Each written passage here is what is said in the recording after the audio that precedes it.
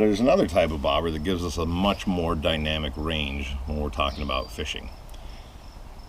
Hitting different depths, hitting different species, all sorts of stuff, and that is the slip bobber. So this one, it's like your regular casting torpedo style bobber, just like this, except there's a hole bored all the way through that stick that I can run the line through. And this allows me to adjust my depth as I need it for what I'm going after and the depths that they're in.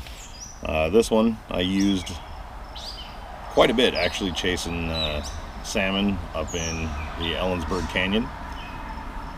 I was able to change depths, for the dynamic conditions in the river that we were fishing in. Coupled it with just a little egg sinker down at the bottom, kind of towards where I had my shrimp hooked onto that hook, and then I could cast out, let it float, and that egg sinker would keep that shrimp just about bouncing around on the bottom, kind of where those salmon were trolling through. And then when they'd hit, the bobber would go down, set the hook, reel them in, right? But they also work really good for bass, walleye, panfish, anything that you're kind of targeting. We can use these to go after those different fish in those different depths. And we can kind of use it, I don't know, for some of you guys out there with the forward-facing live sonar stuff, you can see where these fish are at and throw a line out with that bobber as a passive system while you're targeting the other ones, and set it with a really easy, finesse presentation.